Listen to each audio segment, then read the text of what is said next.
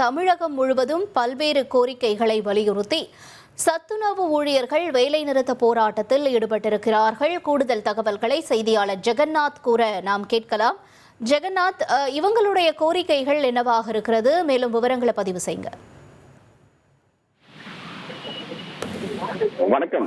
தமிழ்நாடு முழுவதும் பார்த்தீங்கன்னா சத்துணவு ஊழியர் சங்கத்தினர் சார்பாக காலவரையற்ற வேலைநிறுத்தம் போராட்டம் தற்போது தொடங்கி இருக்கிறது. குறிப்பாக இன்று அவர்கள் சாலை மறியல் போராட்டத்தில் தொடங்கியிருக்கிறார்கள்.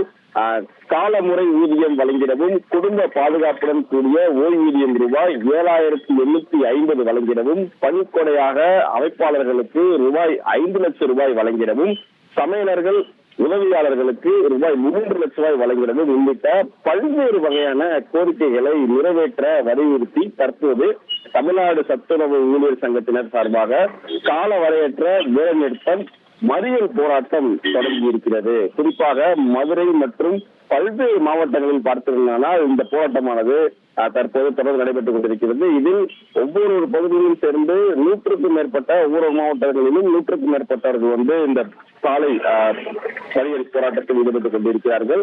தற்போது மதுரையில் பேரியார் பேருந்து நிலையத்தில் இந்த சத்துணவு ஊழியர்கள் சார்பாக போராட்டத்தில் ஈடுபடும் போது இங்கு 100கணக்கான பெண்கள் இந்த போராட்டத்தில் ஈடுபட்டுக் கொண்டிருக்கிறார்கள். தற்போது காவல்துறையினர் அவரோட பேச்சுவார்த்தை நடத்தி கொண்டிருக்கிறார்கள். இதனால் இந்த பகுதி முழுவதும் தற்போது போக்குவரத்து நெரிசல் அதிகமாக காணப்படுகிறது.